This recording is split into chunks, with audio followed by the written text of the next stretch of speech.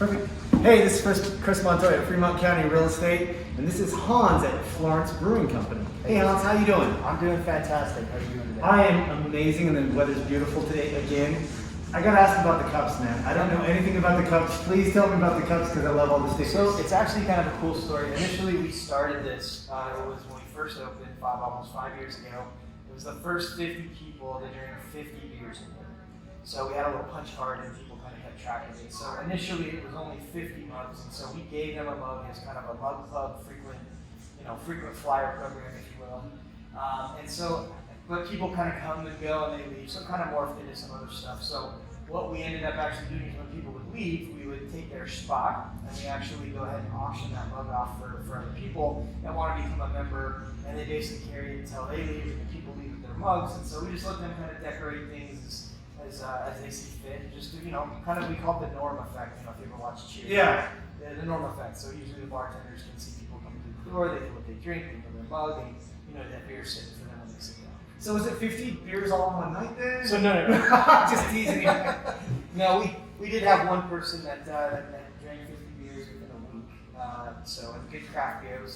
That was a little bit too much, but when we first opened, we were just trying to make money and just kind of see what was going on. So For sure. So we actually saw the tap or the brew room. The brew room. Yeah. I didn't know exactly what to call it. It's a brew room. Yeah. So how many beers do you guys have that are yours? So basically, every beer that we serve here is ours. We brew it in-house in that room right there. So right now we have a total of, I think all our taps are full.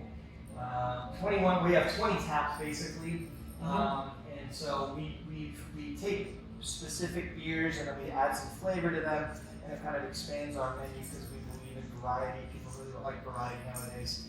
So, but yeah, everything that you see here we make in-house. How did you make this amazing thing? I'm not gonna lie to you, I've never seen it before. Yeah, and I love it. So it's actually the Seltzer, which is we make the Seltzer in-house. And this one is a raspberry version, and we actually found some food-grade glitter. And so we actually put that in the keg and then put the seltzer on top of it, and it makes it just that very unique swirly. Yeah, no, it was totally cool. It was amazing. I love it. So tell me a little bit more about the building. How long have you guys? You said 5 years you've been here. I really love the theme. I like the feel of it. How'd you kind of come up with this pattern? Yeah, so it kind of just morphed itself. First, when I came here in earlier, I guess late 2015, as soon as I walked in here, I'm like, this is it. This is where the brewery needs to be. And we just kind of did a little bit of 6 months of construction, kind of getting the bones put together.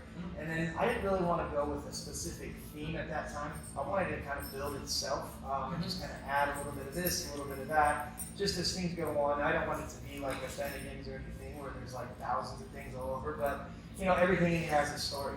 So everything on the wall has a story. It's for a reason, and it's got kind of a backstory to it. So. Very cool. Where did you come from? So I'm originally from Aurora, Colorado, and I've been kind of all over. I spent 21 years in the military, so I retired from the military, and I was a government contractor. Really wasn't happy, and I'd been brewing beer in my backyard for about 5-6 years, and actually about 7 or 8 years at that time. And just kind of I woke up one day and I'm like, I need to open a brewery. You felt it just happened now. Exactly. It was just the idea. That was the genesis of Florence Brewing Company, and then I kind of started coming up with the logo and doing all that. And nowadays I just we're almost will be 5 years old in May. And that 5-year mark's pretty significant for starting a business.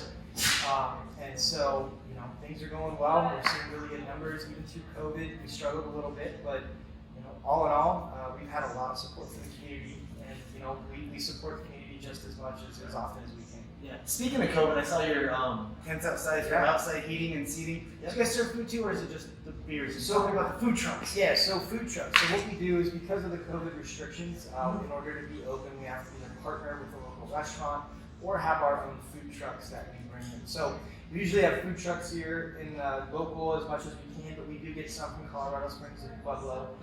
They're here usually 5 days a week, sometimes 6.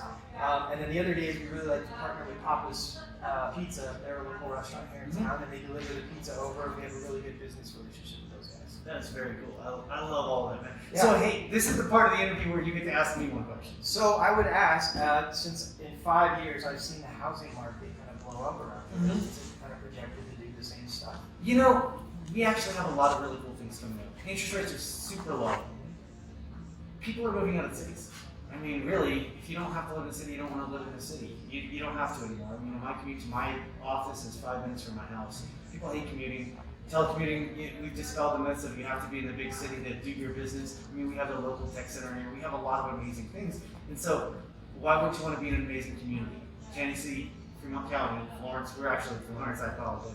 Fremont County has amazing things to offer. You know, we're close to hunting, we're close to hiking, we're close to rafting, we're close to mountain biking, we're close to skiing, we're close to everything. We have an amazing community, we have an amazing location. And as we start opening up, you know, in Springs and Denver, those places are way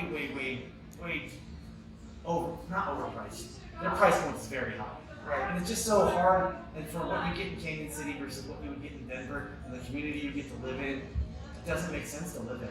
Yeah. That's what we're seeing a lot. Yeah, I definitely see that too. And you know, like I said, in 5 years, I've seen things kind of blow up around, you know, in Fremont County specifically. You know, and we're crossing our fingers, you know, for the business, and we're hoping that it continues to go that direction. You know, and it's great. I love living down here. I would live in the city. It's a good place to visit. Yeah, city's great to visit. Love the food, and then to be honest, I can't wait to get back home. Exactly. Hans, hey, I really appreciate your time. Thank you very much. Absolutely. Thanks, guys. Montoya, who's gonna sell your house? He'll find you one who